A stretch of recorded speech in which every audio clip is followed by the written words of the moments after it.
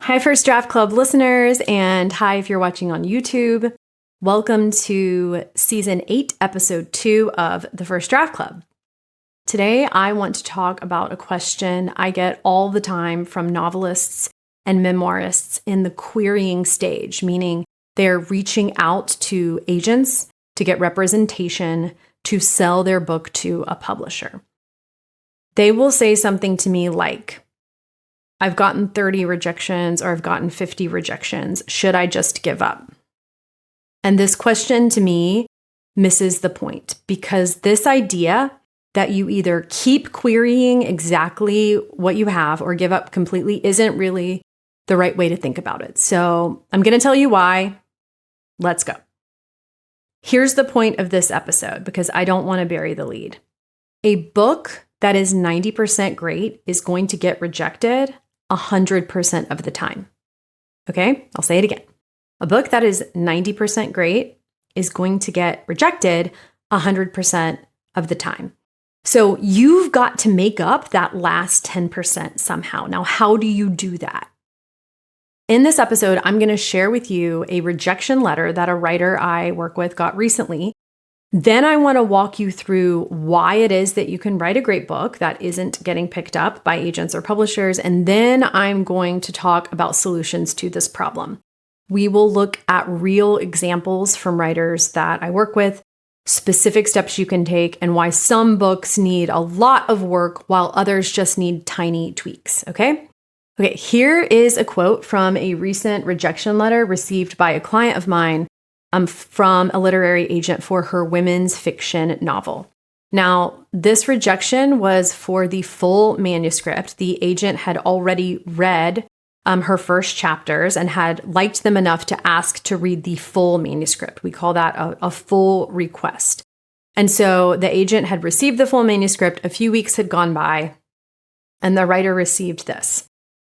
I'm not going to read the rejection in full. So after saying some really nice things about the writing itself, the agent wrote, this is a quote, "For me, the base premise is just a little bit too similar to other books on the market.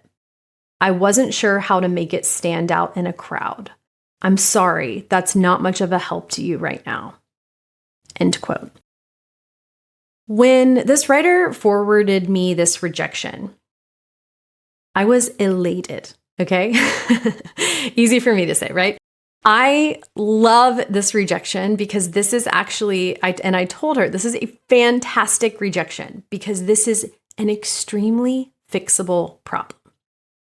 Something really important for you to know when you're querying agents is that agents do not lie, okay? They do not blow air or steam, whatever the expression is. If they tell you something is working, you can trust that it is. This is not like your mom or your spouse politely going like, "It's good," No, it's good. It's interesting. This is not like that. This agent told the writer that the writing is good and the story is solid, which are both huge. That means the agent really believes that. She's not going to say that if she doesn't.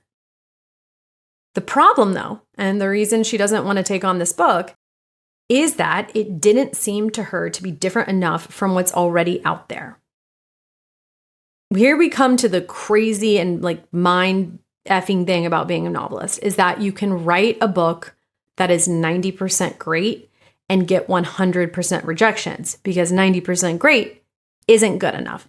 It's close, but it's not close enough. So how do we fix this, right? Is your solution to stick your novel in a drawer and start a new book or throw a pity party and never write again? I hope not. That's really depressing, especially since you're really close to having a book that people will want to publish. But it does mean that you have work to do. It means that you have to persevere, okay? So first, you need to trust what I said a moment ago, that agents are not lying to you. Don't fix something that they have said is working. If the writing is good, it's good. Don't rewrite your whole book because you're convinced what they actually mean is that the writing isn't good. Okay. Don't try to read between the lines and give yourself all this work you don't need to do. Don't be like, I actually have decided that I need to change the whole thing from first person to third person. People have said that to me. Numerous people have said that to me. I'm going to change the point of view. Oh, did someone tell you should change the point of view? No, but I just feel like that's probably what they mean. No, if they think that, they will tell you that. Ironically, confidence plays an important role here in getting you to the finish line. Like, you can't let your insecurity read between the lines in order to infer problems that don't exist and then spend the next 12 or 24 months fixing those problems that no one ever mentioned. Okay? Like, just do me that favor. You, on the other hand, do want to roll up your sleeves and focus on the things that need fixing to make your book that last 10% better. And you've got to understand that rejection is part of this process. I got dozens of rejections before I got a literary agent. And remember, it only takes one. It only takes one. You just need one agent to fall in love with your book. So how do you make a 90% good book or an 80% good book, 10%, 20% better, like my client in this example? The amount of work that's going to take varies. It depends on what you are hearing. It depends on what a particular literary agent says. Sometimes you need to tear the whole thing apart and rebuild it. That is true. Sometimes you just need to tweak a few key things. Now, in the example I have given here of the writer who just needs a more unique premise, the reason I found it to be such a great rejection letter is that adding a twist often isn't that hard.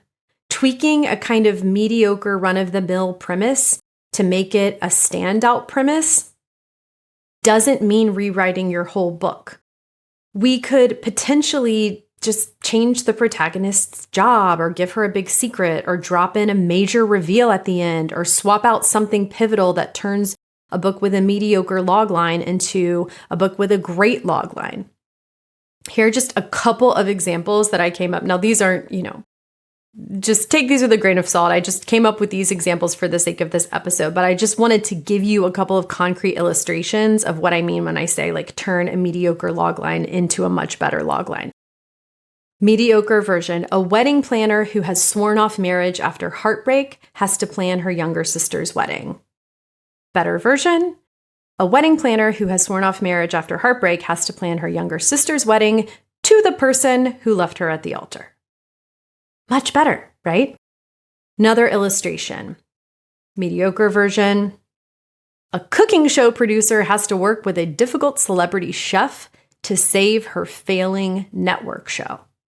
Better: a cooking show producer who secretly ghost wrote her mother's famous cookbooks has to work with a celebrity chef who has built his brand on exposing industry frauds. Right? Like, these are tweaks that would not require an entire rewrite, but they're twists that make the potential reader go like, oh, in a way that you don't in the first version. Okay, at least if you're me. So in the case of the writer who got the, this premise is too similar rejection, we're working now together to find that twist. And this is, in my view, one of the easier fixes you can have. It's not always easy to recognize yourself what the twist could be, but you could just work with someone else who loves doing this, like me.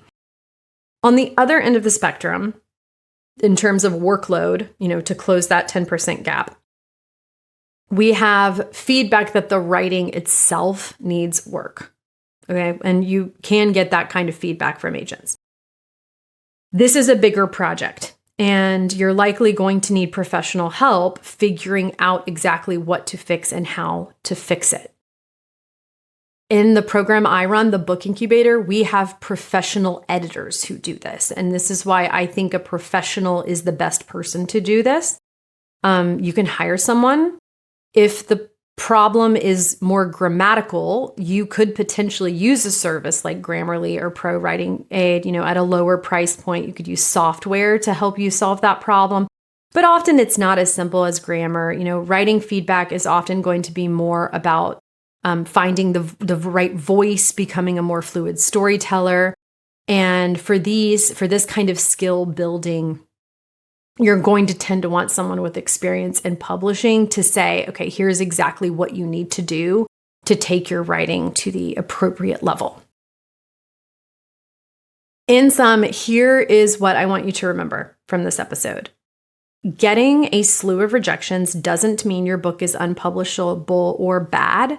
It especially is unlikely to mean this if agents are saying some nice things in their rejections, because they don't blow smoke. That's it, right? Blow smoke. Smoke, not steam. So this isn't about avoiding rejection. That's not going to happen. We shouldn't even hope for that to happen because it's just not going to happen, okay? We need to accept that from the get-go. This is about doing the work to make up that last 10 to 20% to make your book go from like very good to special, like special in a really exciting way. And it's about staying in the game through all those rejections until you find your match, because you only need one. That's it for this episode. I hope this was helpful. Next episode, I'm going to talk more in depth about how to close that gap.